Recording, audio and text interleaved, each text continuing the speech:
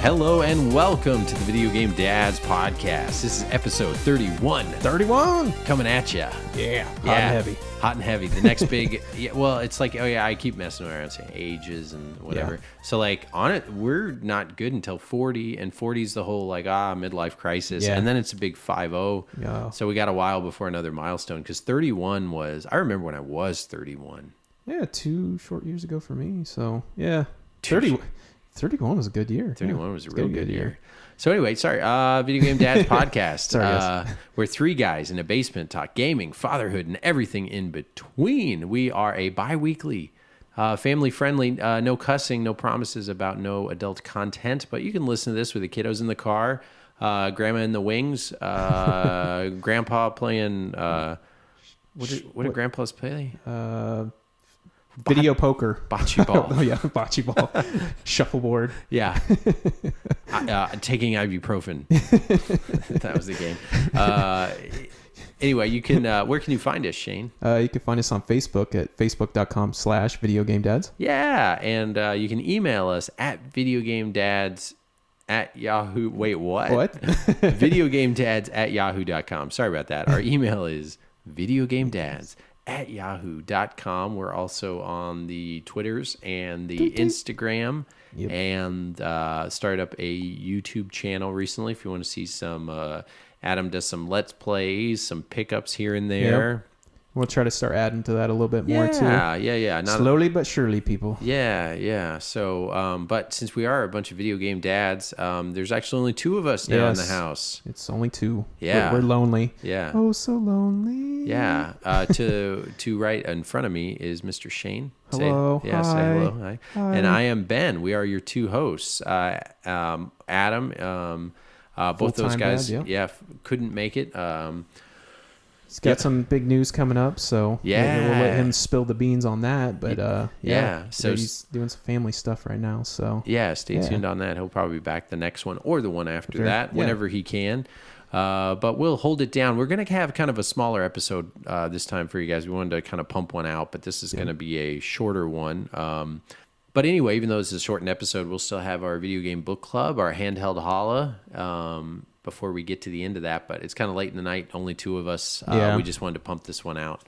But anyway, Shane, how you been doing? Doing pretty good, man. Yeah. Got big things coming. We're going to Disney, so that's pretty freaking awesome. Nice. Yeah, so we Make-A-Wish that was my daughter's wish, is go to Disney, and they made it happen. So we leave here in a week. So Disney World, yes. We had a conversation about before this, and I always get confused between the 2. I don't know why. It doesn't stick in my brain, but it doesn't. But Disney World's in the old Florida, and Disneyland's in the old Cali. I've been to both, and World just like knocks the pants off. Yeah, that's what I've always. That's why I don't even think about land. Like I always just think of World. Yeah, so, but no, we just found out all the stuff that we get is like these genie passes, so my daughter's just gonna have so much fun, and my son is too. Like we've been watching like YouTube videos to like prep them and get ready for like rides. Ooh, yeah, because they say do that because then so they're not like 100 feet up in the air and not realize what is this, what are we doing, like they've actually seen this before and like other kids doing it, so it'll sort of prep them a a bit so they won't be as scared. Yeah. That's cool. That's a good idea. So I think I'm gonna be able to get her on like the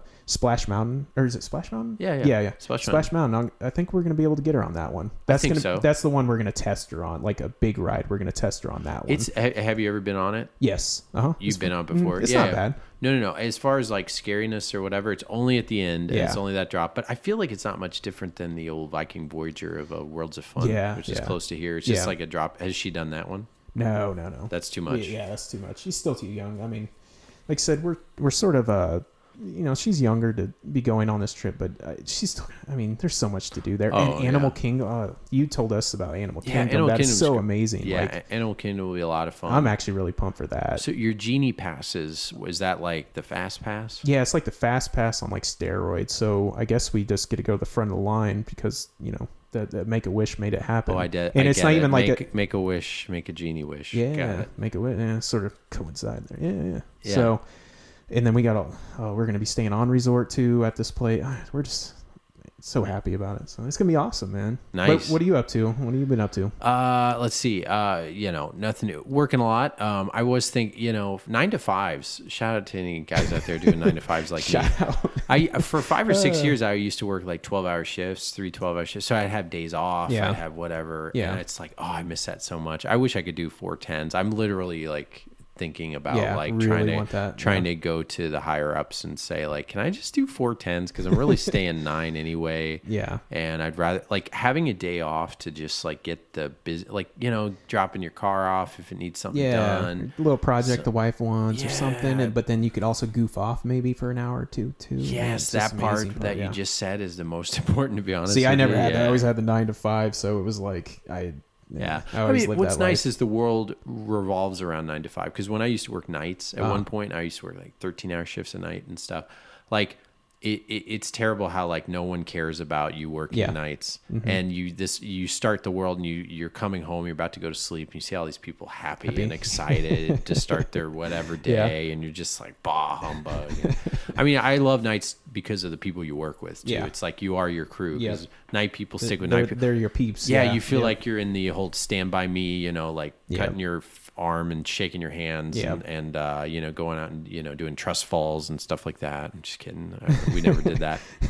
It's a good way to go home early because you fell on your butt. When I was roofing, man, it was hard because anytime it was raining, I would always have the day off. So anytime it rains now, I have a really hard time with that. Is like I always just want to go sleep. Like interesting. It's so hard to like get anything done on these days when it rains. Yeah, or like when I work nights, man, I had it down to a science. Like if you put aluminum foil on your windows, man, you could make anything nighttime. That is, aluminum foil is the cheapest way to like black out your whatever. So I would like tape aluminum foil to the windows and make my daytime turn off. And talk to aliens too. Yeah, the worst is when someone knock on the door, and now with UPS, like they always do it. So my kid's taking a nap. They run up there. You can have a sign. Yep, or I'm out in the yard and I'm like, my kid's napping, and I would like look at him. Did you just ring the doorbell? And he just like stopped. Like, oh yeah, I did. Yeah, dude. They're so just like worked in them, man. They just what they got to do. I get it, man. Yeah. UPS drivers run around like crazy. Especially with all the Amazon stuff going on. But anyway, what else am I doing? I'm working out again. I need to start doing that. I'm starting to get pretty fat, man. No, but you got a good frame. You used to play like football and stuff. Yeah, you're probably one of those guys that just needs to cut back a little beer or something, and then you lose 15 pounds, right? Yeah, that probably help out a ton. Yeah, well, you don't need to. I'm just saying it's easier for us guys. We acknowledge that. Ladies of the listener, ladies, we know this. It's kind of more in our. It's just easier for guys to lose weight. That being said, the older you get, man, dude. Getting closer to 40 than 30 or whatever where I'm at now. It's harder. So I started up the old P90X. Oh, P90X. And I finally Would you break out the DVD player? No, luckily. Okay, so we have a Roku, right? Roku TV down in there. It's like a $75. Oh, they got them streaming on there and stuff. Yeah, so you have Beachbody and you pay, I think it's $90 a year, but then you get every single workout thing that's professionally made, like the Insanity, the whatever, 90 Obsession, and it's right there. And what I like about P90, I never did P90X when it was the rage because it was annoying as heck seeing everybody. I'm like, oh my God, like I hate this. Those people are like, But I used to do Power 90, and the guy who does it, Tony Horton, I used to have the VHS in the high school, and I used to do it like all the time. It was just like the routine I did in high school. So that's on there too. It's like vintage whatever, and I'm like, oh my God, I remember this VHS and these like 90s graphics, and the way the screen is set up, much like a video game, like Double Switch or Night Trap.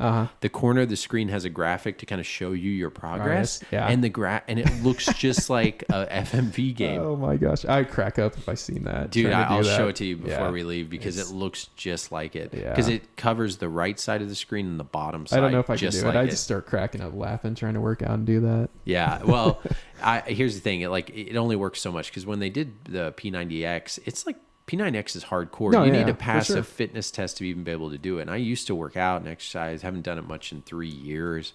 But I used to go all the time, 24-hour, whatever. And I just was like, God, I'm just so out of shape. I've got to do it for my kid. Yeah. I gotta, be not the dad who can't has trouble like breathing, walking for, and things aren't getting any better. So I was like, I've just got to do it. I got to lose like 20 pounds. Yeah. I'm finally at the point in my life where I could get back to that. It's like calm down a bit. So I'm with you, man. I'm going to start hitting the gym too. I know. Well, I was like 215. So I'm like 6'2", 215. But if I'm not working out like that, I'd love to get like a nice cut 190 is what I'd go for. But I've been doing it, and you know what, man? I'm cussing at that guy. I've been doing it about a week and a half, 2 weeks, and I got sick 1 week last week, so I had to take a whole week off. I didn't want to do that, but man, it is hardcore. Yeah. Plyometrics, didn't even know what that was. Do you know what plyometrics is? Pretty much like what I think of that is like full body cardio type of jumping and stuff like that. Yeah. Plyometrics is like jumping from hell and coming to back doing burpees and doing like box jumps, stuff like that. Yeah, correct? But like I didn't even know toe touch it, stuff like that. Yeah. Yeah, but like jump back and forth and all this. Even yoga, the yoga he does is like hour and a half. Anyway, it's just it's legit stuff. If you want legit, it's kind of like you gotta work at it to do it. And you know what, man? By the end of it, you feel, I don't know, my wife said it best, like you never regret working out, you only regret not working out. Yeah. And that's something that hit with me. Like that is true. Like, yeah, it sucks and you're sore the next day or this and that, but I regret it so much more if you skip a day. So what's nice about P90X is you can't really skip days because it's like every day. Yeah. So is it 6 days a week? Yeah, it's six. It's six. Okay. 6 days a week. 1 day is but it's 6 days a week. But what I like about it is you don't take days off, because when I take a day off, I won't want to come back. Mm-hmm. That is the new thing that I realized as I get older, is where I cut my corners. When I just think like, I have to come home, work out, because I always have to do it, put the kid to bed. Yeah. And then he's still luckily going to bed at like 6:45. Lucky man. Yeah. He's so lucky.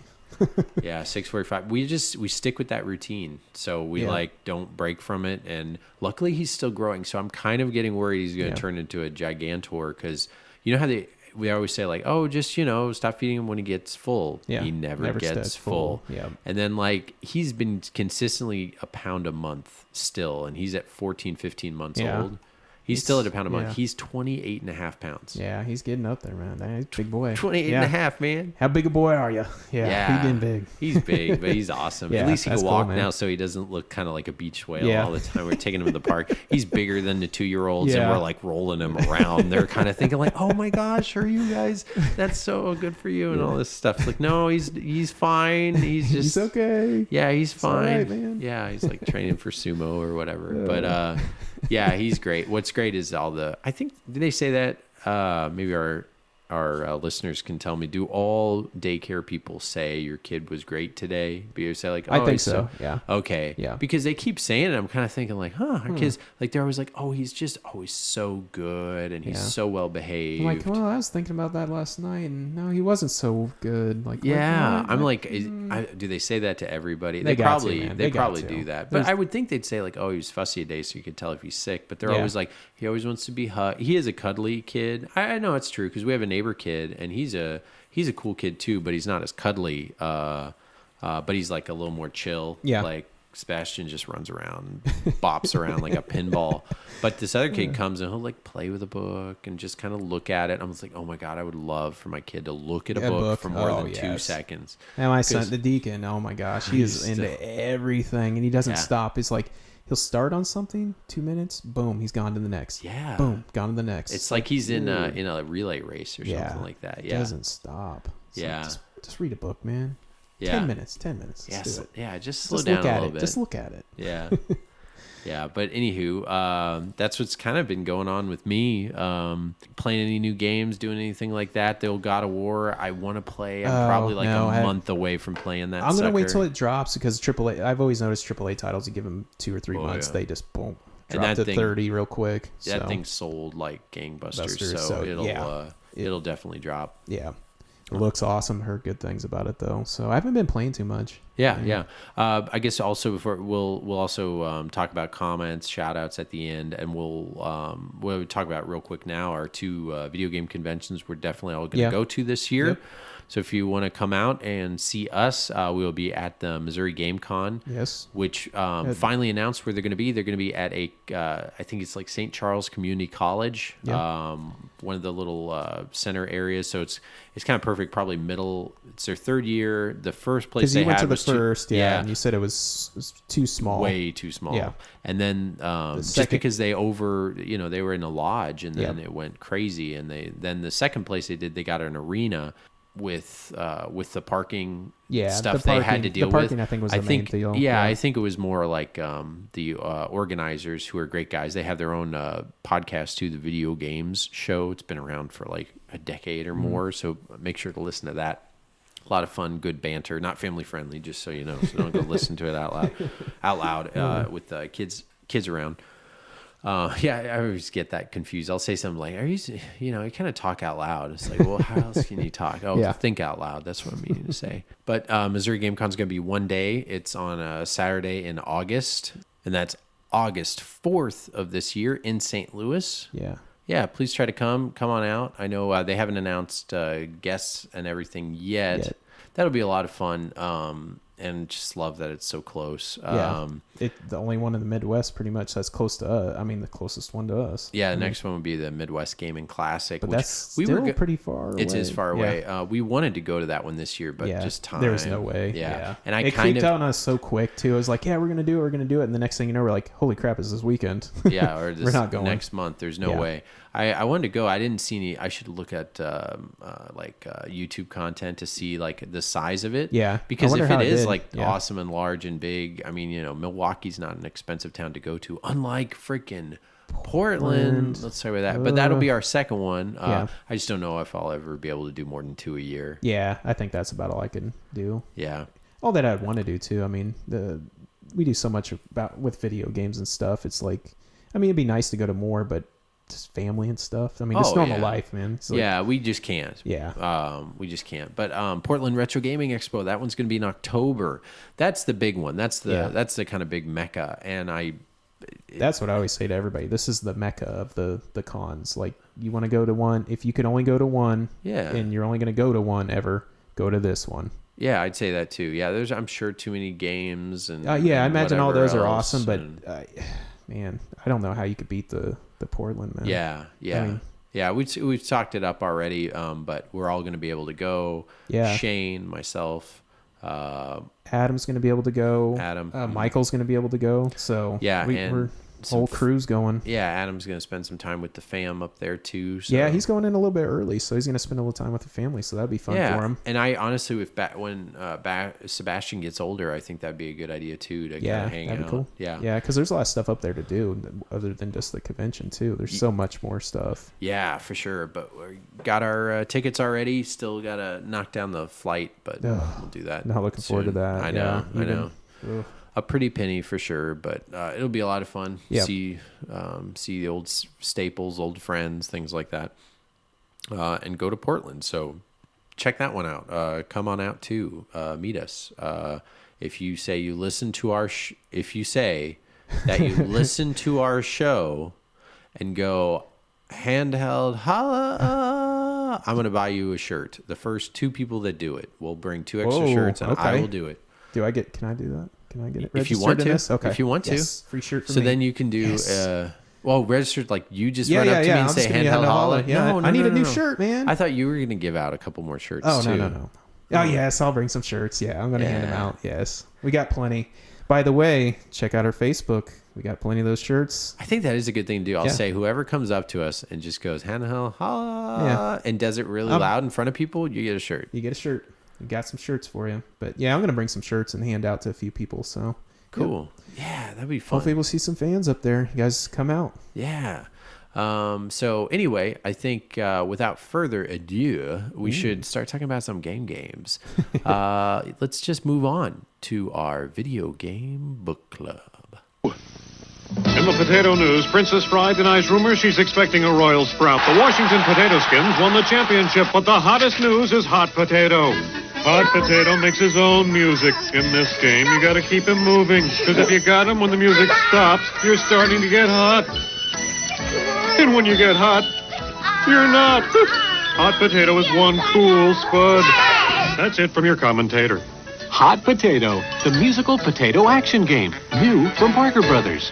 And our video game book club is brought to you by Hot Potato. Hot Potato. That's going to be one that's going to be a deep pull, a deep cut if someone says they remember Hot Potato. Because if you can visualize the commercial while you're watching it, it starts out with a spud that's like talking about Princess Diana as a spud and Princess Charles. Very weird. But it was a game that's like so much fun. There's nothing like Hot Potato. I know. I played that like when I was like 8 and I was playing it. We're playing it with a buddy and it was like, we're too old for this, but had the best time. But I could remember exactly when we played it. It was down in his basement and it had like green carpet, like just old school basement, man. Don't you love memories where you could just pull in? I mean, that one really hit me when we, got our paid advertisement by Hot Potato. Yeah. I started playing. Really, we got to pick that one. We got to pick that one for our.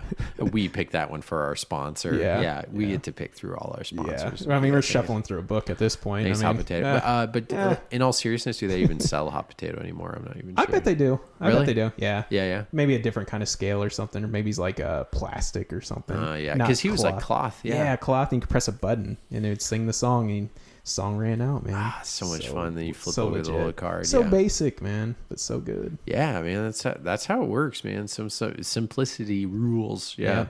But anyway, so our video game book club is a segment where we go around and pick a game that is often overlooked, maybe a little bit of a buried treasure of a game, so to speak. And it can't be in the top 15% of whatever library of what game or what library we are on. We are currently on N64. Yeah, the Nintendo 64. Yes. Our last Nintendo 64 game, at least for this run. Yeah. But you listeners can submit a suggestion. We will ask, so we're changing things up. Yeah, we're gonna ask you just to send it through our email, because sometimes we don't want to lose something. That makes us feel really bad because we'll get different messages in different places. Yeah.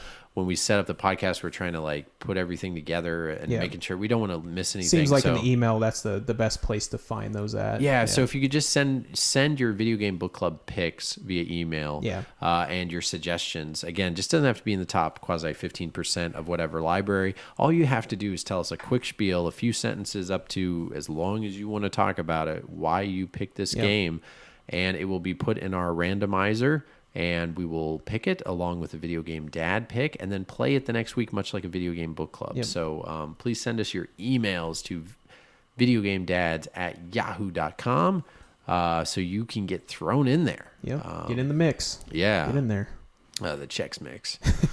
I once was really drunk one time and bought some Chex Mix. My buddy wasn't, right? So we were driving. It was like one of those where, the DD and then, what were you, high school? No, we were out of high school. How old were we? Maybe like early 20s. Oh, such a great time. And I remember we were just schwasties. And I was just like inside a 7-Eleven, like, what looks good? And Chex Mix never looked so good and never tasted so good. Really? I don't know what it was. Maybe it was because it was salty and your whole mouth is whatever. Yeah. We got Chex Mix. We got the dessert kind. I ain't mad at you about that. Yeah, you got the salty and sweet there. Yeah. They used to have the ones that were like Muddy Buddies too, man. Chex Mix. Or you can make them into puppy chow, or do like the puppy chow with the regular Chex. Yeah, those are good too, man. Yeah, man. I'm hungry. Yeah, I haven't had Chex Mix in a long time. Kind of like combos. Yeah, I never ate combos. You never did? No. I think we're talking about that when we were going to pick up games down in Missouri one time. Oh, that's right. I bought a bunch and you just weren't about it. Yeah. I actually gave you your first one. You actually thought it were good, right? You thought they're all right. Yeah. The pepperoni They're probably better pizza, back in the day. Like they probably would have been like, As a kid, I always got the pepperoni pizza kind, but I only get them when I'm on a road trip. It's a road trip food, yeah. It's a road trip food. Just like my wife, before we take a little trip, she gets a maple Long John donut. Yeah. And she always, even if we're like doing well or whatever, we just ate breakfast. She's like, oh, let's pick up a maple Long John. Just if we're going someplace more than 30 minutes away. Yep. And I'm with you. I have that. I have a weird ones like TJAF Fridays. TJ. Yeah, they have these like right? chips that are like, they have sour cream and then like a bacon one. But they're like baked. but they're so good. Oh, man. no. You mean like the TGI Friday potato skins? Yeah, potato skins, man. Those are the ones I get. That's my road trip food. Those are really good. They used to make regular potato skins. They came in a brown bag. Do you remember? Like no. I think they even turned so like they were a vending machine, just like Lay's potato chips. They were just called potato skins or tato skin, TATO skins. Tater skins. Yeah, and they came in a brown bag, which like would look terrible now.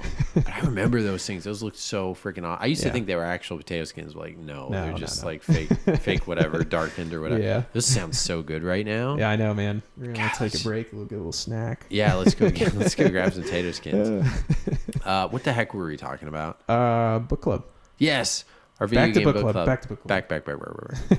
Back. So our last pick was Shane. Yes. Shane got to pick his game. I was really happy about your pick. Yes. I think a lot of people should be happy about my pick because it was awesome. Oh, yeah. And so Shane's got one. Let's say the listener, even though we're not going to talk about the listener pick, we'll do Shane's pick first as far as talking about it. But our listener pick was actually Mr. Norman Caruso, a.k.a. the gaming historian, our special guest, our first guest that we ever had here on the old podcast. That was our first one. Check him out at youtube.com/gaminghistorian. He's also on everything. Yeah, Facebooks. Got like 1 million of the Twitters. Yeah. He's out there. You'll find him. But he made a video game book club pick, which was perfect. It was Normie's Beach Baby-O-Rama for the Sega Genesis. Definitely not 15% there. Yeah, if any of our listeners played this game, you're lying. Yeah. There's no freaking way. You're right on that. Yeah, and then Shane, what was your pick? Mine was WCW NWO Revenge on the N64. So this is the second WCW game on the N64 made by THQ, but they made 4 of these games, I would say. I looked up THQ specifically. Specifically. There were other wrestling games, but they weren't as good. The attitudes and stuff. But this one was really like the reason I picked this one mainly because of roster. All of them handle the same, but to me the roster on this one's the best. I was more of a WCW fan.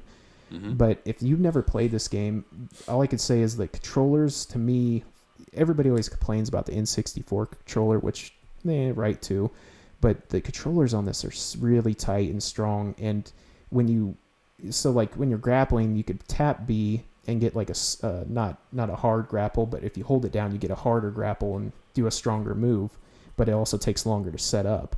But I thought that was really awesome because a lot of these wrestling games always try to pull out from different buttons to do different things like that. Just really easy to do that. Like, I don't know. I think a lot of games should have done that more, use that double button type of deal. Yeah. But good graphics. This one, I thought it had intro music, but it doesn't have the intro music. That's the reason why it's probably not considered one of the best THQ wrestling games, I would say, because it doesn't have that intro music. It doesn't have the fully customized wrestlers. You could switch their costumes and everything, but not like the later versions. But the roster on this is so awesome. I mean, to me, I was a big NWO. You weren't a big wrestling fan, were you?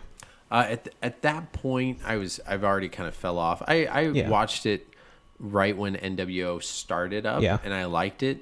But then something happened where I watched too many games and they looked too obviously fixed. Where I knew they kind of were, but then when it was like so blatantly obvious, it like switched on like a light. Like it wasn't a slow burn. Like I think everybody knows like wrestling, AKA fake, which fake, then everybody's like, well, they can really get injured. They're really working on this. That's not what we're saying. It's obviously they're yelling at each other and pointing and like saying they want to kill each other. As a kid, I thought it was 100% legit. But then when I realized it didn't, it instantly just turned me off. Which like obviously there's a lot of people who love, like WrestleMania is like one of the most, pay-per-view, makes millions upon millions. That's another thing dollars. about this game. Like the venues, like they had Monday Nitro, they had Bash at the Beach. They had all the stages that you could pick were really cool. Steel Cage? They didn't have Steel Cage on this one, but they had just the venues that were really cool. Halloween Havoc was on here. Yeah. Just really cool stuff, man.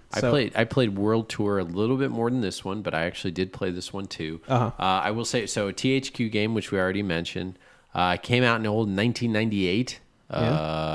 It was, and it's 4-player, right? Yes, 4-player. Yep. Boy, that was one of the best things. Everybody talks about GoldenEye as far as a multiplayer, you know.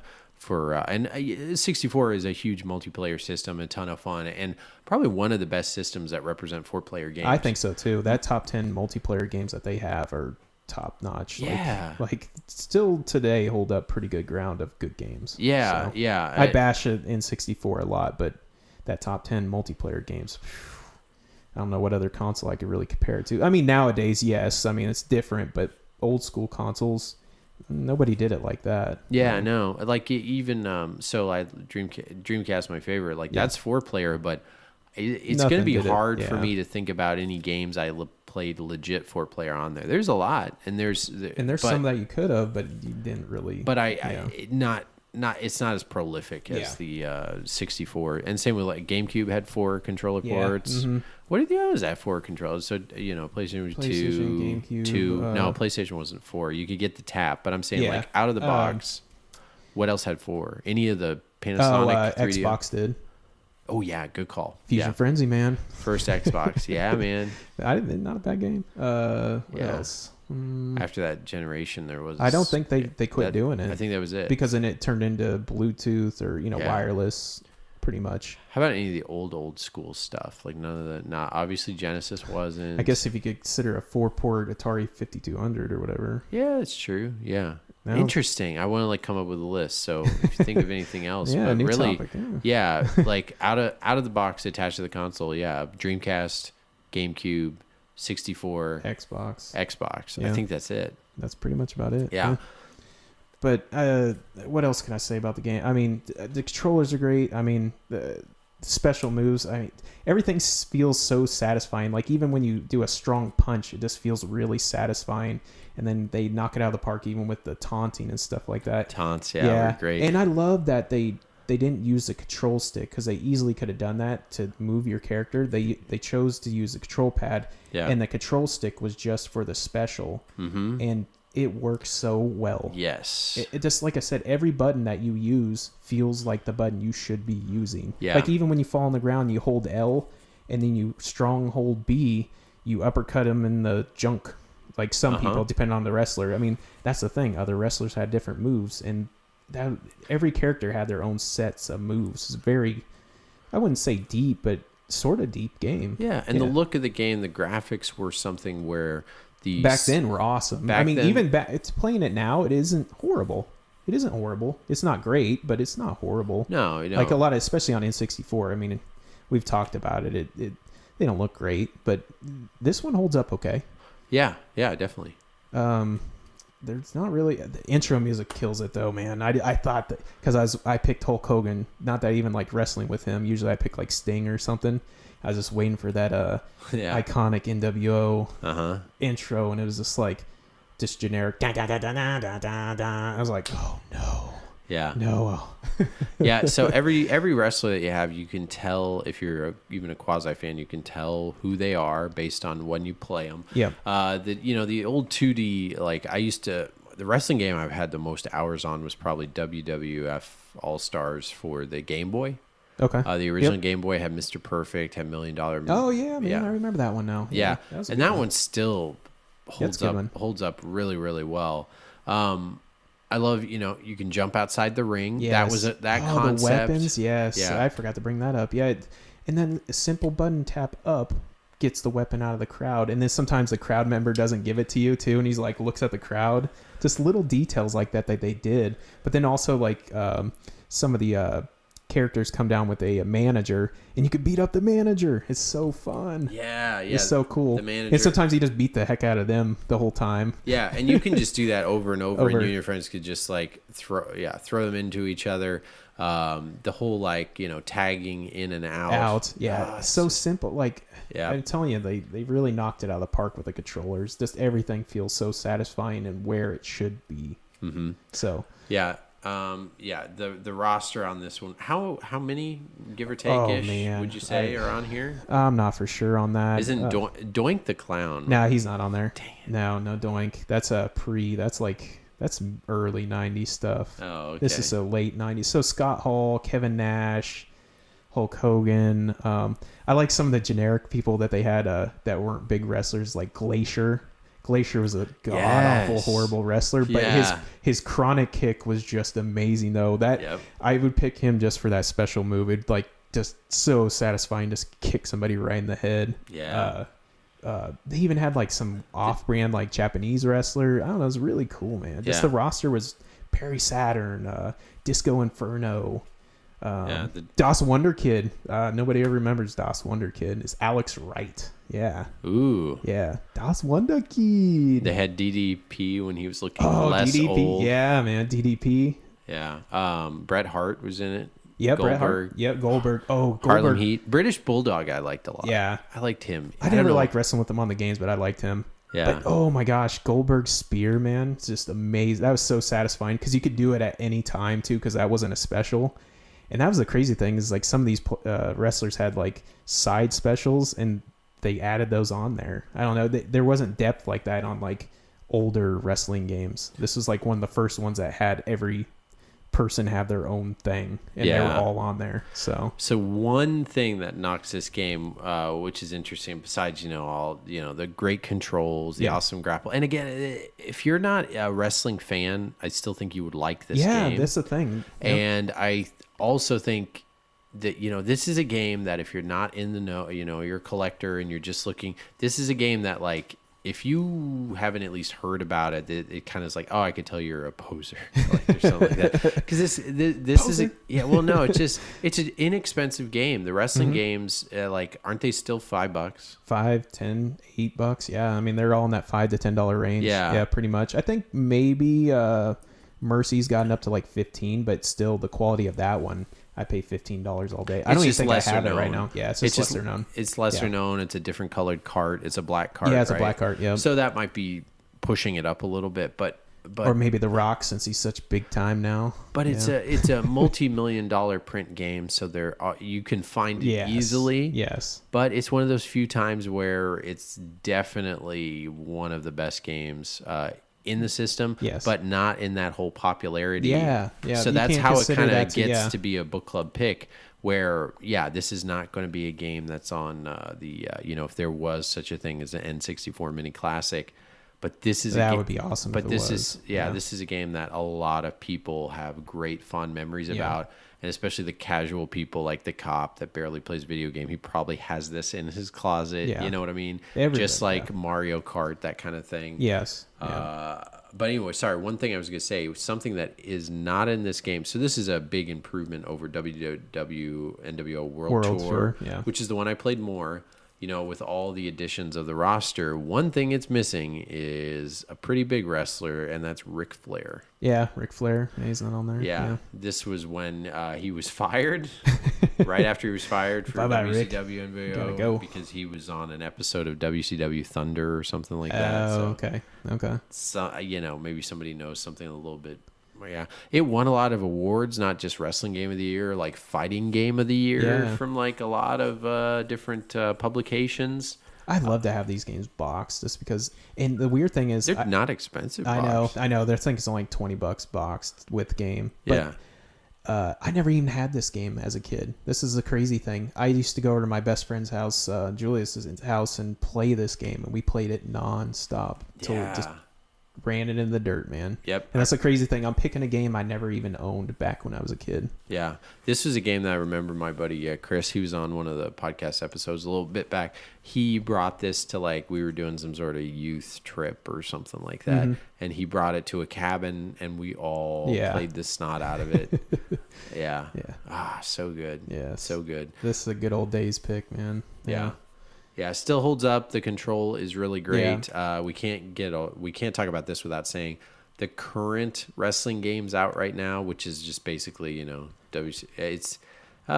not been as popular. They turned into something different. Yeah. It's not so much. Yeah, they tried to change up the control. I gave the up on production wrestling value, games the glitchiness. after GameCube. I gave up on wrestling games. I haven't touched one since, like I said, GameCube, because they just became like a certain time, press a button, like action, or what do they call it? What is that called when it almost like a time base, like hit a certain button at a certain time, and it's like, that sucks. And so when you get to it's almost like a parry system where you have to then all of a sudden the wrestling game turns into a fighting game where it's mixed with kind of like when the realism took over the baseball games. They're still great and they look great. Yeah. But like I don't feel like popping in a baseball game because of the loading, how long it takes to start, and then playing a game is almost as long as playing another one. Yeah. I just don't have that kind of time anymore. So there's something about playing it's this weird. game. This one really captured like the arcade / sim sort of, just the sweet middle. Like that's a very hard thing to do. It's just sort of in the middle, sort of like how That's a good point, sort of like the Griffey's baseball games. I feel they were sort of arcadey, but they were still sort of sim, just perfect mesh. Yeah, no, that's a good point. It's hard to do that. agree. It's hard to balance act a lot of those games. A lot of games nowadays, either they have to be sim or they have to be super arcadey. I don't understand why they can't mesh them. Yeah. I think that's what a lot of games are having problems with now. Yeah, no, you're exactly right. Sorry, I'm going off a tangent there, but No. I was just only gonna say too, like Fire Pro Wrestling is still another like fun I've heard that's really fun. I never dipped into that because a lot of that's timing based. Yeah, overseas it's overseas imports. imports, and I don't do imports. So. Yeah. They definitely have a few out there. There's even a couple of Fire Pro Wrestling for GBA. There's 2 of those. Oh, is there? I have Okay. one of those. You can borrow that sucker. There's a Legends of Wrestling or Fire Pro Wrestling on PlayStation 2, I think. Yeah, I want to say there was, but I never played it. So yeah, they're interesting little games, but they're kind of more 2D. These are polygonal goodness of 64. the 64. Yeah, so just an excuse to talk about like a really, really good game. You got anything else? That's pretty much it. If you want to play a good game, and if you never played this, play it. It's great. Yeah, one of Shane's. What would you say? It's like in your top like 20 I'd of all say time, top. or I'd something? say top 10. Top 10? I'll top 10 it. Whoa. Yeah, but I'm going to carry the No, whole I like- series. I I'll carry like the whole this. series with that though. Like I would want. No. Oh, come on! Don't sell out. I like the fact you just said this is like one of your top 10 games of all time. Yeah. That's a big compliment. I mean, No, I hear when you you. go back and play with a controller, that's pretty difficult with a lot of games, and you could go back and play it, and it actually plays really well with that controller and holds up to this day. Man, I wonder how sorry not to cut you off. have like a Hori stick or like the little mini or whatever you got. Yeah. Well, no, the new controller that was made that we talked about on the Fire Kickstarter. Pro, yeah. I wonder how that would be. I wonder that might be a little funky. Tell you the truth, Or like amazing. it could be. We got to figure that out. We got to figure it out. I did not play with that one. I played with the original one. So dang. Dang it, Ben! Come on, I know. get it together, man. But let's check out the back of the box. Let's read this sucker. And again, back in the day, we didn't have this whole internets thing. It was still in its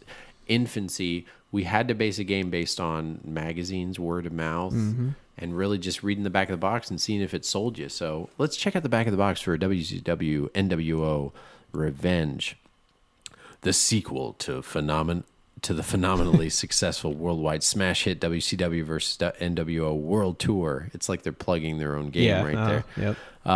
It puts the power in the world's biggest, baddest, and meanest wrestlers from WCW and NWO in your hands. Okay, obviously, so far it's telling the truth. It's the most realistic all-around fighting experience that you will likely encounter. That you will ever likely to encounter on the Nintendo 64. Hey, they weren't Tiny far off. trademark sign, period.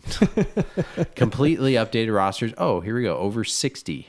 Okay. Yeah. So 60 doesn't sound like a lot, but when you're back then, Yeah. considering it's normally 5, 10, And 15. yeah, back then it was like 5, 10, 15. Yeah. Like, you got 20. 60. You got, 60 was a big number. And now, and then you could change out their shirts and stuff. Yeah, man. Ooh, yeah. that's a deep roster. Oh, and then it has a little parentheses, including 50 superstars from WCW versus NWO. That's a weird thing. It says there's over 60 and 50 of them are from the game. They're like trying to hint that there's like 10 hidden people, but they're not really hidden. They're just like not really wrestlers or like spin-offs. Things.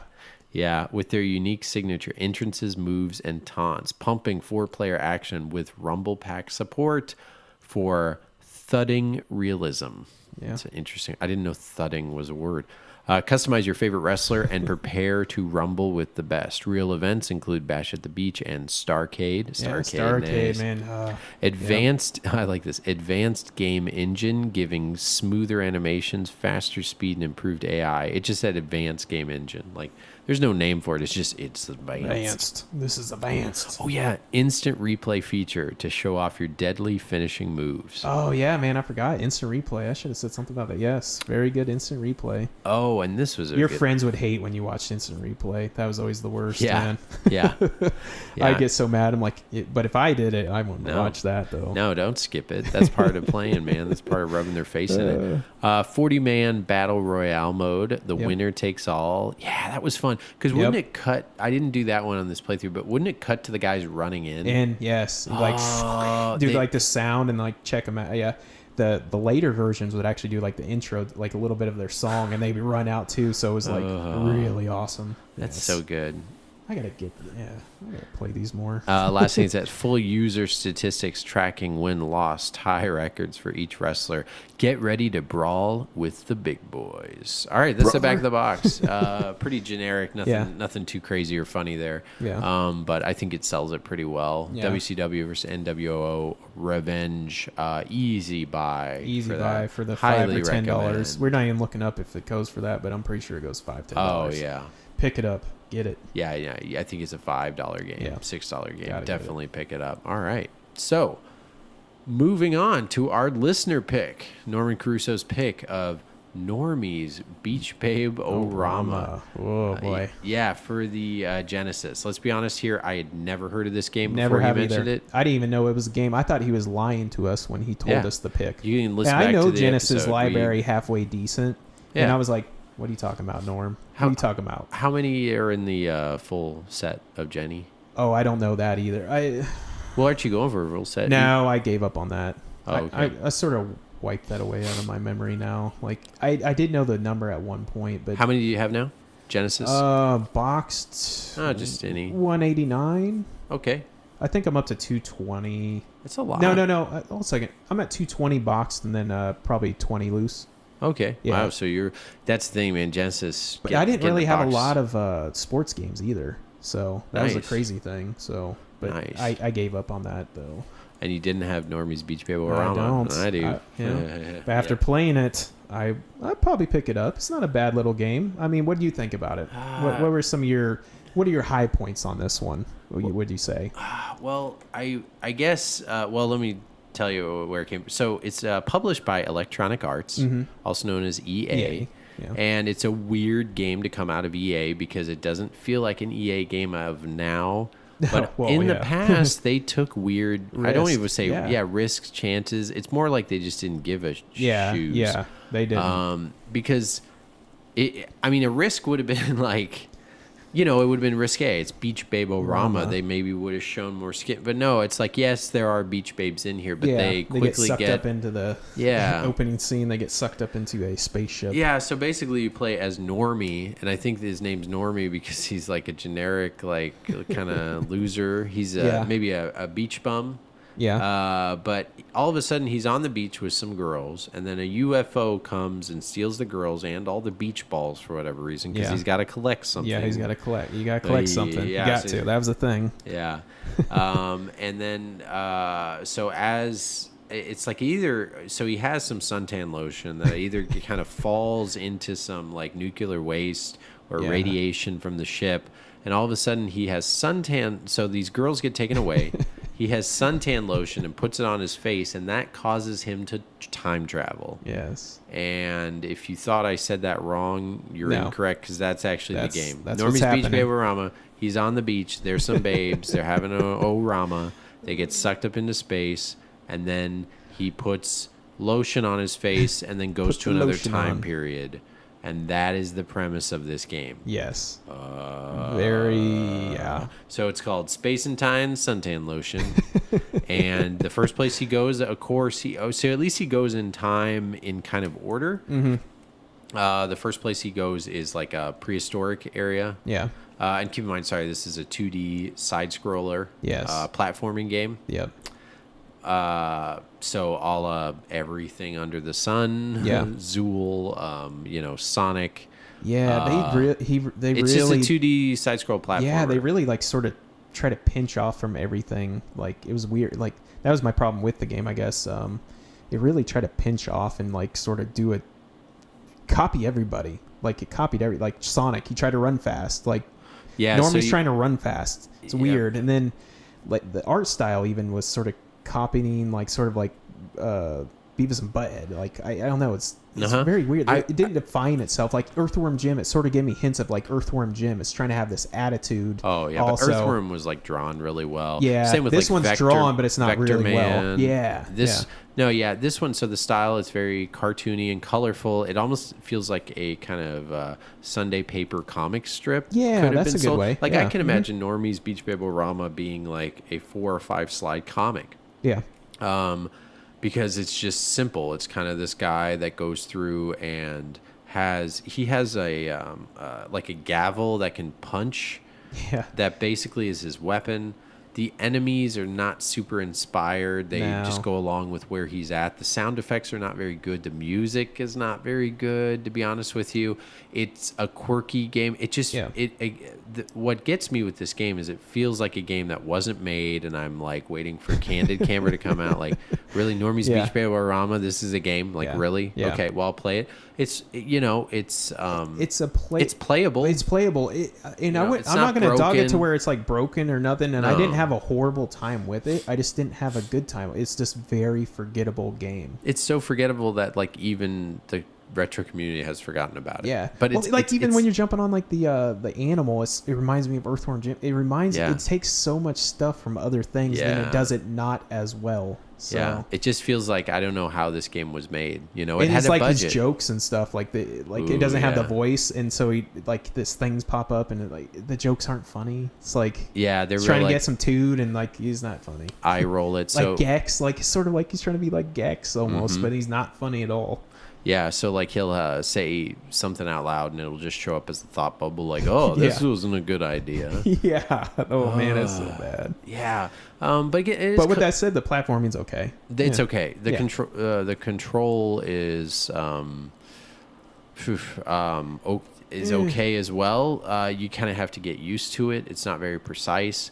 The level design is not great. Well, how about this too? The animation. So it's kind of colorful, cartoony, but when you actually like look at the animation, like when the girls are getting sucked up in the UFO, it's basically they're like, oh, and then they move left and right. It's like 2 slides repeating itself. At the end, where you rescue a girl after beating a boss at the end of the level, it's just like a cage moves sideways to unlock her. It's not even showing an animation of her like getting out of the cage. It feels like real low budget, super duper low budget. So the first one is like it gets you into a Flintstones area. The next level is like almost like a Transylvania level. You kind of move around haphazardly. There's not really any good parallax scrolling or anything. Like I'm trying to think what's a really great looking like Turrican, like Genesis, where like X-Men 2, where you get so many like, okay, look at this game and look at like X-Men 2, where it really kind of pushed the hardware. Like that first level, you don't even get a start screen. That's something too. Did you ever play X-Men 2? Yes. Don't you love how when you turn the game on, you're thrown directly into a level? That's sort of cool. That's really cool. Now, back in the day, it was so weird. Like, you turn it off and on thinking, like, did that just happen? And I got it broken. You can't even get to the title screen until you beat a level. That also is, like, difficult. Yeah. Man, X-Men 2 is I haven't played that in so long. But I remember that. That always threw me back. Because, like, I got to beat this little stage before I could do anything. And you're randomized what player you can pick. So, any one of the X-Men, like Beast or Wolverine or Cyclops. The thing is, if you got to be Nightcrawler, so we would reset the game until we got Nightcrawler, because Nightcrawler would be easier to get through the whole level. Yeah. But we would die like 20 times before. You didn't want Cyclops? You didn't want no Cyclops? I like Cyclops, but I hate Cyclops. Nobody likes Cyclops. Yeah, no. We talked about that before. We talked about it. Like Cyclops in the video game is very underpowered unless you're playing the X-Men on Sega Super Nintendo. Yeah.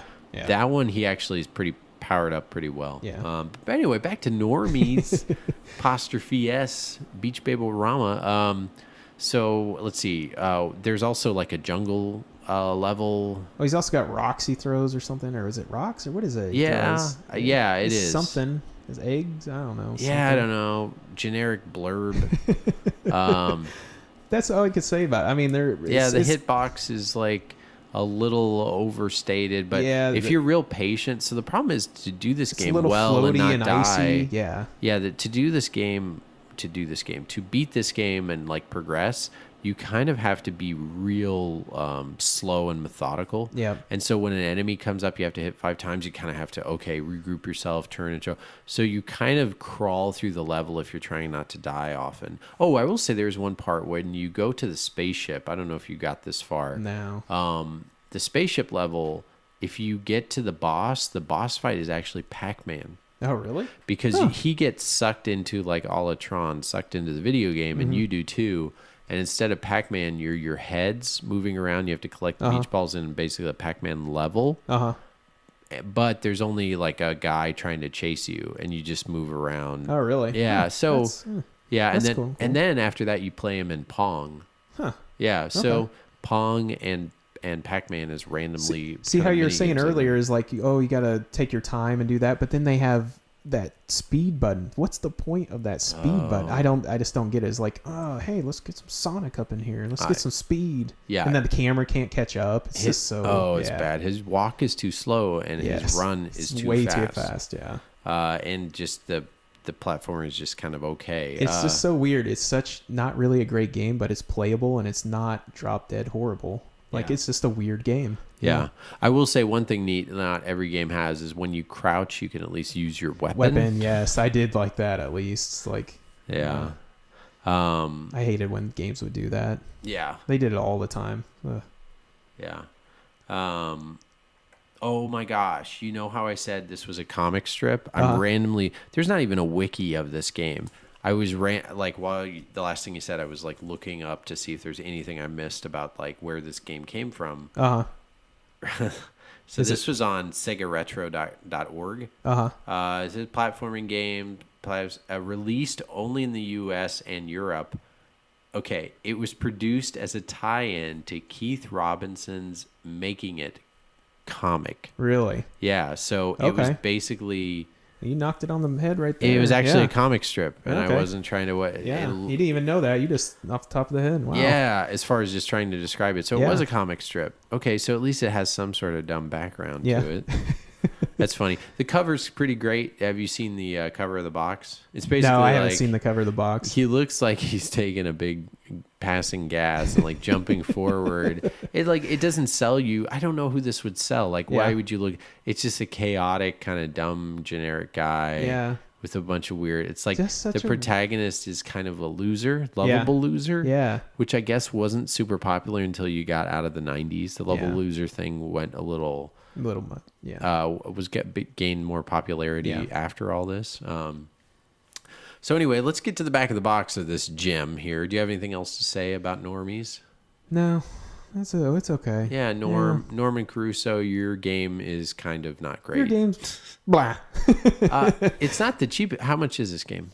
I don't know. I mean, I don't even, like I said, this was never on my radar, man. Funny? It's so weird. I could tell you, such a weird game. I got it in that Game Exchange. I want to say like either $11, $9, $12, $13. And I think that was cheap I think it's about a $12, $13, $14 game. Yeah. I would say it's probably about $12, $15 just because you never see it or anything like that. But then it's not expensive because people probably just don't care, I guess. Yeah. That happens to some games. They're actually rare, but then people just don't care. This is one of them. So this is one, if somebody like Angry Video Game Nerd did something on this, that would probably would last and pull some away. This would probably become a $40, $50 game. Yeah.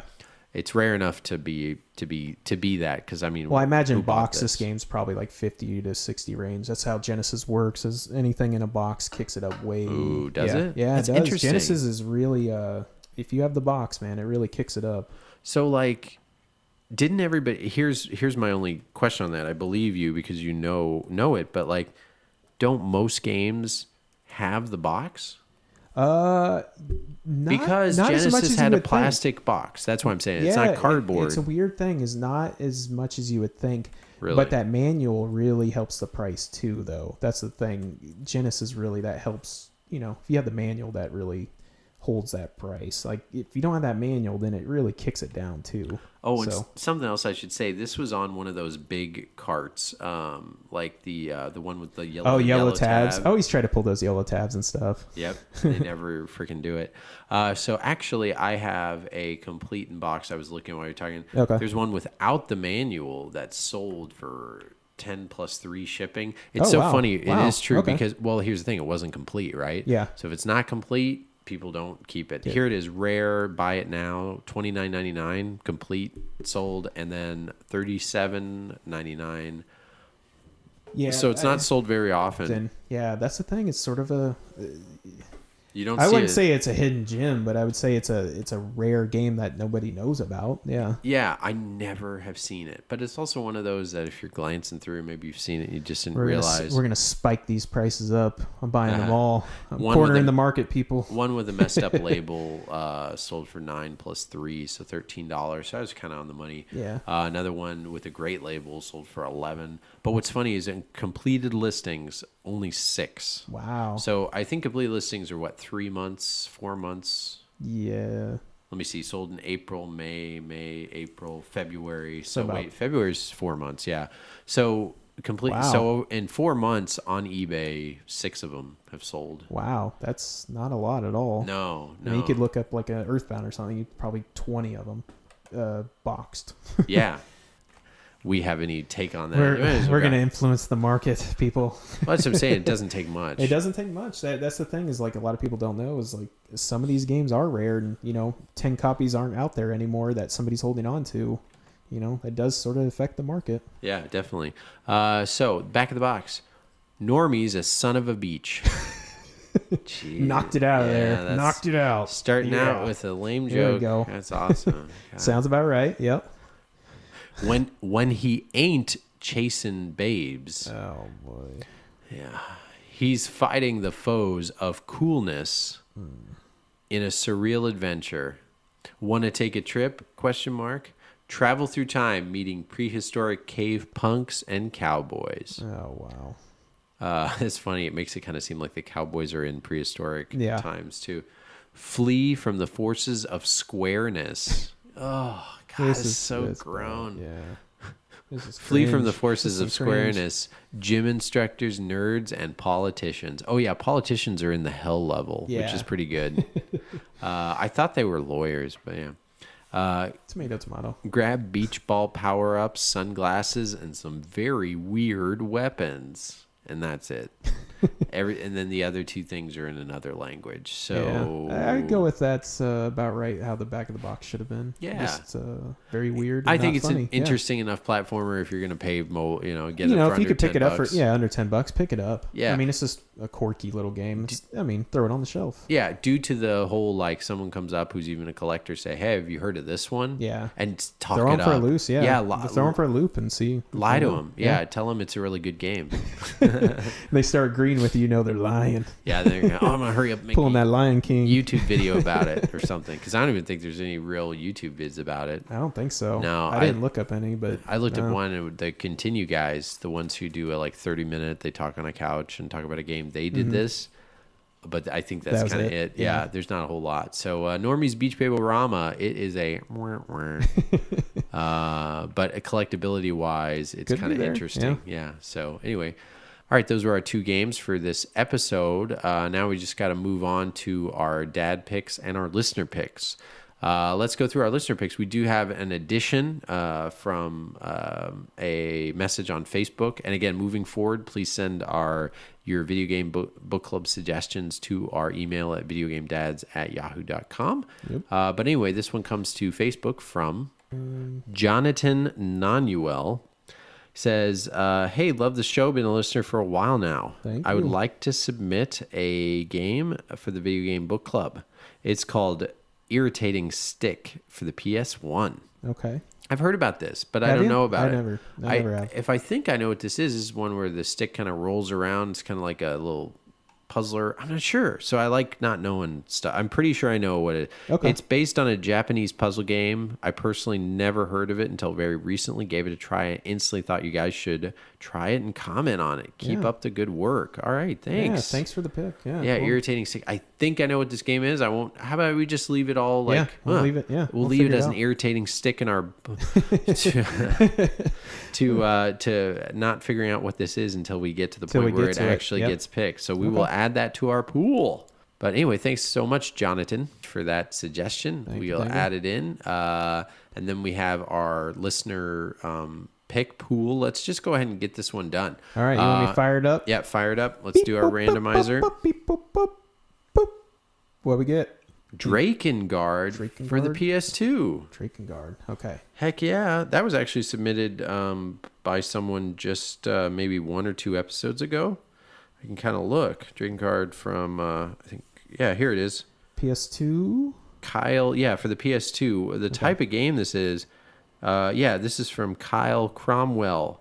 He gave us that, he was listening. Oh, yeah, this is a guy who, he listens to our podcast as he's walking his baby to sleep, and the only way she falls asleep is if he walks down the driveway and back to put her back to sleep. So in the middle of the night, he'll take her outside, walk up and down the driveway for like half hour, an hour, or whatever, while listening to our podcast. Man. Maybe you're doing that right now. Yeah. And then this is like breaking the matrix.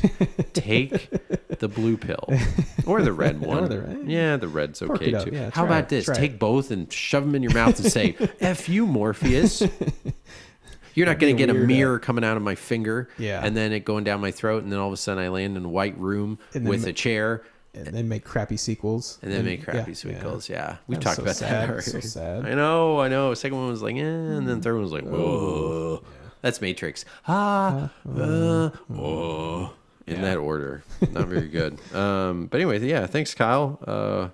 Thanks for that. So, yeah, we're going to play that. So, this is a more modern-y game. I'm excited about that. Yeah, that's pretty cool. Yeah. It's something a little different. I think hack and slash, maybe? Yeah, it's a hack and slash with some action elements where you actually take control of probably a dragon, something like that. That's kind of what I remember, but a little bit of Dynasty Warriors-ness to it. Okay, so really hack and slash. Is it a Square Enix game? Not for sure. Okay. Not for sure. We'll find out. Yeah, we'll find out. But I actually have this game. I never played it before, so that's cool. Oh, you own it? Yeah, Sweet. I don't think I do, so... Well, I may have to bring it over to you. Yeah, no kidding. Or you just buy it. Do you know how expensive? Yeah, I want to say $10, $15. Okay, well, pricey, Mr. Kyle. But I'm not for sure. Making us work. All right, exciting. Thank you. That'll be our video game listener pick for our next book club. And then now it's time for our dad pick. So since we were done with the 64, if we're going, we started out, we did NES, Genesis, Super Nintendo. Went through all and even did like TurboGrafx, Sega CD, Saturn, PlayStation. Yep. Excuse me, and 64. So now we are on Dreamcast. It's thinking. Yeah. $99.99. You remember the the startup on that console? Oh man. Yeah.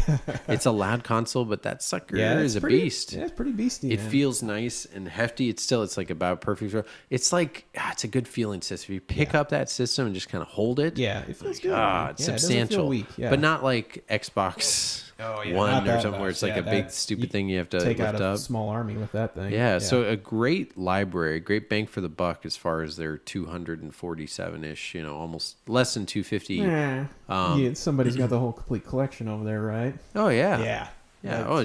I'm super jealous. It's a good collection to have, man. Thanks, buddy. A good one. Yeah, I remember that was a fun one to finish a couple years back. But I had mine on launch. Love it. I've said it before. Dreamcast is a great little system. That GD-ROM, that killed it. The piracy thing, the back door. It tried to look ahead. It was before DVD, so it didn't have the DVD player in there. That killed it too. But it tried to do video CDs. It could play that and MIL CD. So that is the back door. If everyone knows what made it pirate. So MIL CD, MIL-CD was a video format that wasn't sure if it was going to take off or not, but it was something that the Dreamcast could play. But that was where the back door, unfortunately, messed things up. And here's the thing.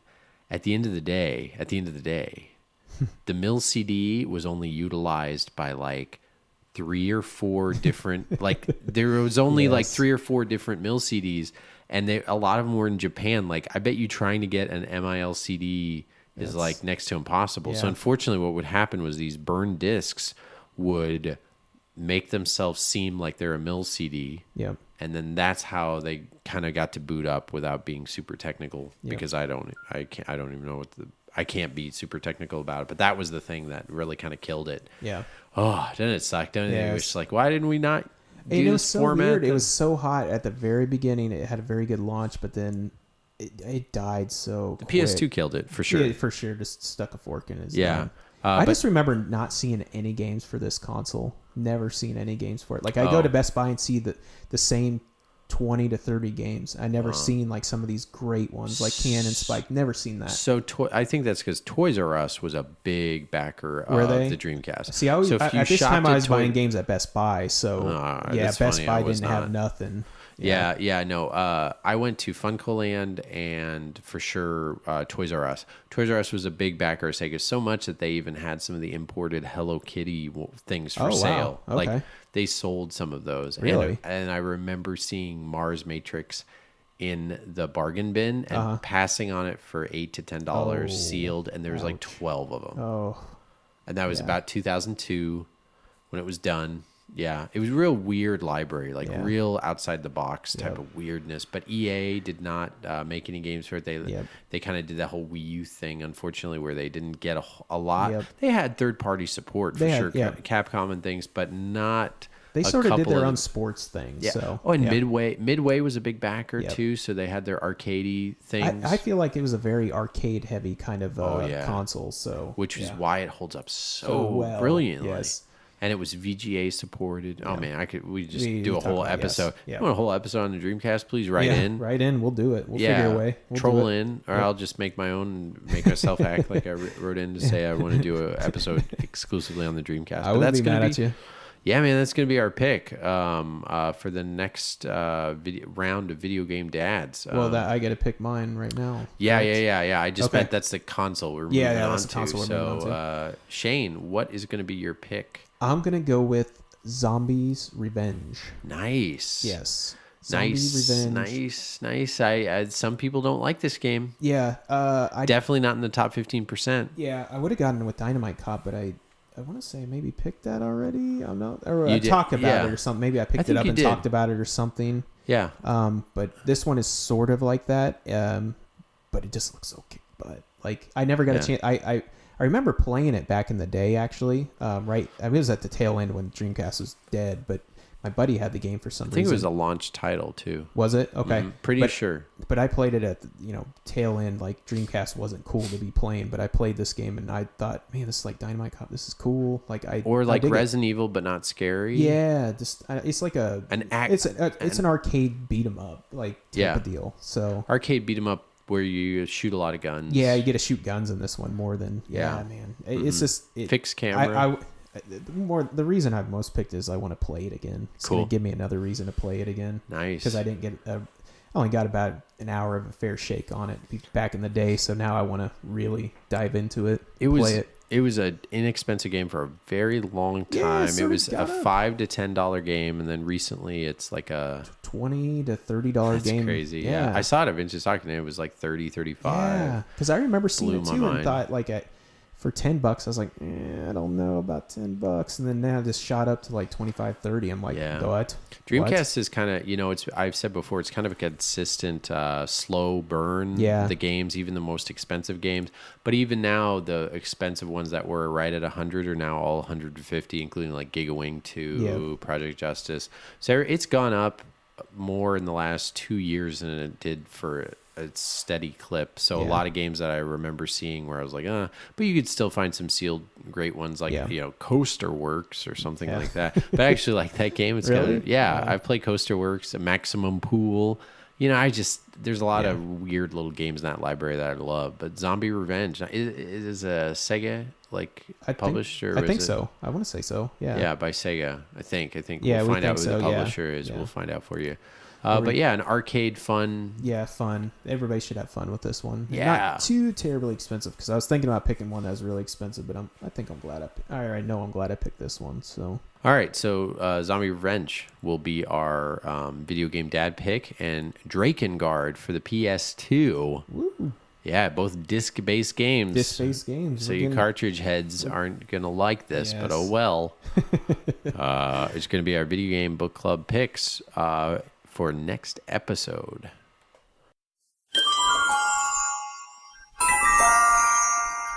All right, it's time for our next little segment. We try to give some love to our handheld games, and in that segment, we call it the Handheld Holla! Yeah! Got to give them some love. Oh, yeah. So if you can fit, somebody's got to. If you can fit it in your pocket or put it in your pants, those are almost Yeah, that was a little yeah. Someone picked "Keep It in Your Pants." That almost got picked, but the handheld hollow is this one out. The horns, man. Yeah, the trademark was available. Yeah, we got it. Anyway, what's your pick, Shane? This is not a book club. This is just shouting out some games. Just some good games that we can quickly play on the portable. Yeah. I picked Tron 2.0. Nice. Very good game. What system? Game Boy Advance. Nice. Yeah, so not an expensive game. I would say stay away from like the single player game. It's not good at all. Wait a second. Did I give this one to you?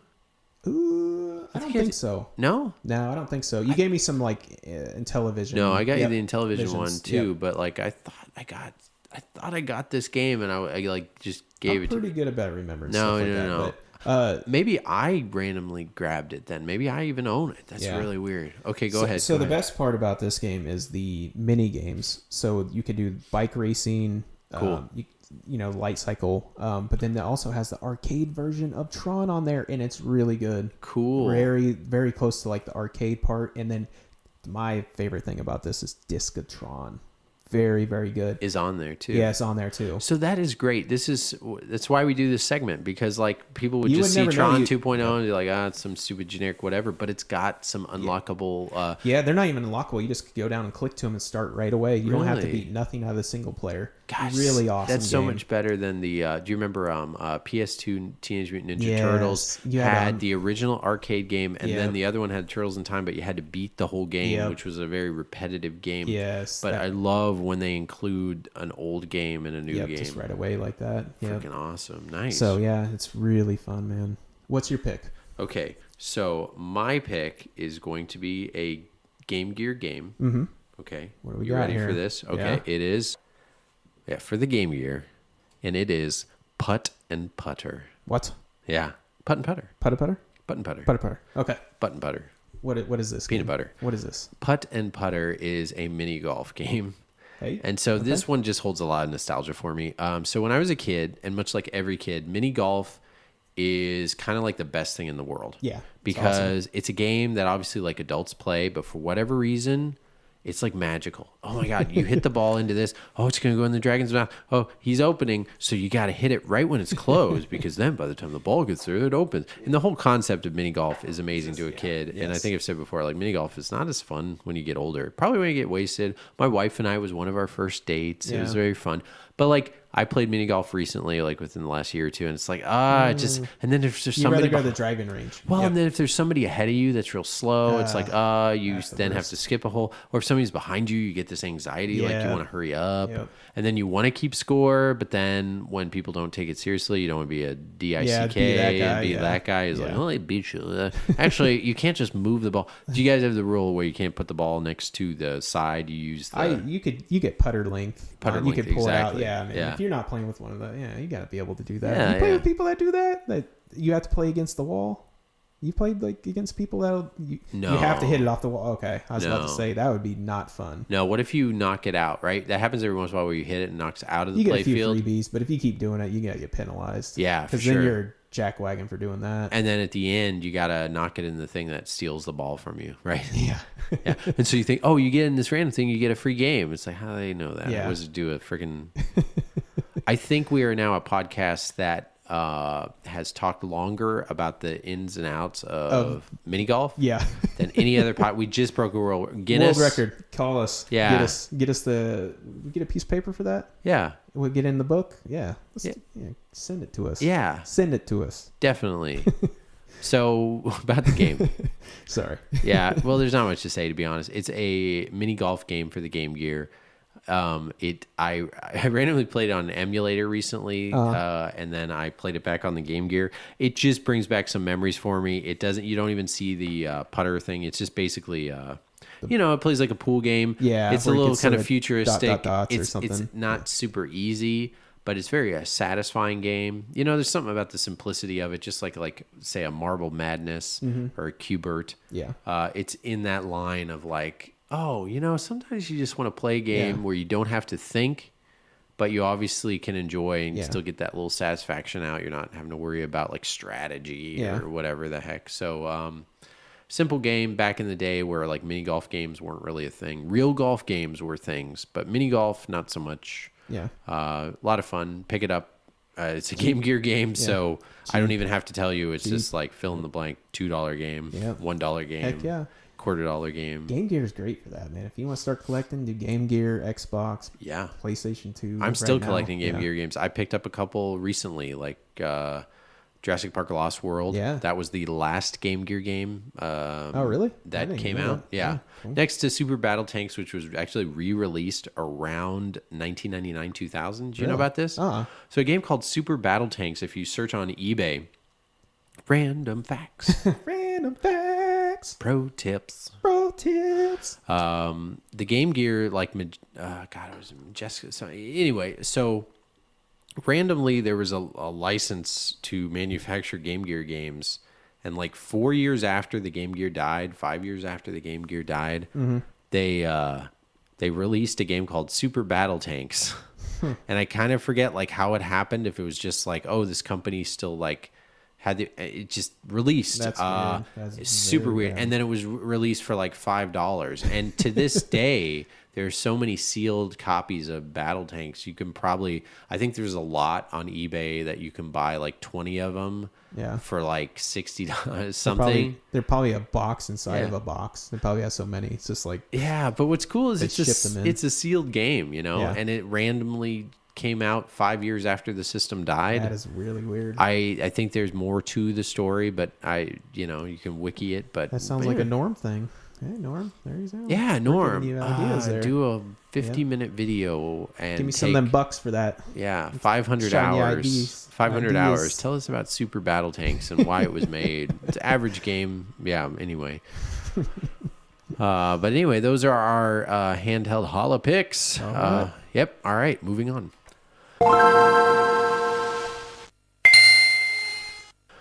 So like we said, we had to kind of cut this one pretty short. I miss it. Yeah, so sorry, again, just wanted to get something out for you guys. We do have now a nice little catalog. If you're new to us, go back and listen to the old episodes. Yeah. It's really still neat to see when we look at the analytics of our downloads. We have people who download the new one and then episode 0, so they could tell people maybe start at the beginning or they hop around or SNES Mini or stuff like that. It's kind of neat. So it kind of shows that if you download one, you're kind of going back for more. So we appreciate that. We have said before, we will read your iTunes reviews. Please give us a review on iTunes if you can. Yes, please. 5 stars. Anything we appreciate it. It helps us be seen. Helps us kind of get knocked up. Get knocked up. When you search video games, when you search video games, you find us a little bit easier. And and good or bad, if you give us a review on iTunes, we will read it on the air. Yeah. So hopefully good. Yeah. Okay, we got 2 to read for you guys. Okay, this comes from Impulse Owner. Great podcast for old guys. Gave us 5 stars. Great show! ! Makes me feel normal with my little kiddo. I sit down and listen and play games with a beer, and it's awesome. Heck yeah. It seems like genuinely good guys. You can tell they're all friends outside the podcast. Love how they not only talk about games, splash issues of real life in there as well. Yeah. And I relate to it. When I see a new episode is released, I make sure to queue it up right away. I highly suggest this show. Thanks so much. Awesome. Thank you so much. Real That's nice awesome. of you to say. That's a really good one. Yeah. Real nice. And this other one came in about last week. This is from Hazmat 2586. All right. I'm guessing his name is Matt. Yeah. Probably. Sort of spiced it up there. His last name is Hazard. Matt Hazard. I like it. And the title of it's another 5-star. Please do not blow into this cart. ... I've never really been a talk radio kind of guy, but I recently stumbled upon this podcast and now I'm hooked. All right. They don't just talk about games. They bring up old memories related to games. These stories I can relate to being in my 30s now with a new daughter. Congrats. Yeah, congrats, man. Hearing the guys talk, it just makes me want to call my mom and ask if my old gaming stuff is still in the basement. I kind of hope it is because I would love to play some Power Stone again. All right. Oh, there you that's go. nice. That's Power funny. Stone. Sorry, we were just saying when we were about to pick and we had to pause.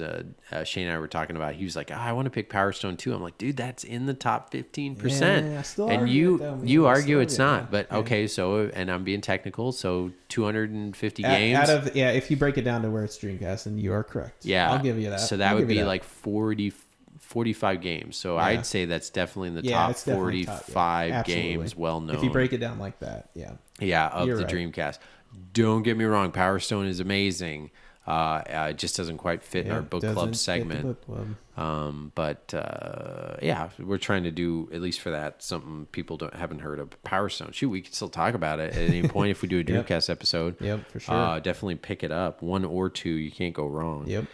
Sorry, finishing up. P.S. I think my Dreamcast was my favorite system as well. All right. You sound like a pretty cool dude, man. Yeah. You're right on track. A man Dreamcast after is my own awesome. heart. But thank you. We appreciate those reviews. And like we said, if you give us an iTunes review, we'll definitely shout it out. Yep. And make sure to, of course, email us. Email us at videogamedads@yahoo.com. What's our Twitter, Shane? Our Twitter is Dads. at Video Game Dads. Tweet. Yeah. Tweet. And then you can also catch us on Facebook.com/Video Game Dads. Yeah, and our Twitter and our Instagram and our YouTube. We really appreciate it. Yeah. Let us know, too, show segment ideas, things like that. Yeah, we kind of have a list anything. we do. When it's just a couple of us, we might get through a full episode. If we kind of got to cut it short like we have to tonight, we usually try to be at around 2.5 hours if we can. So without further ado, I think this is going to be episode 31. In the books. In the books.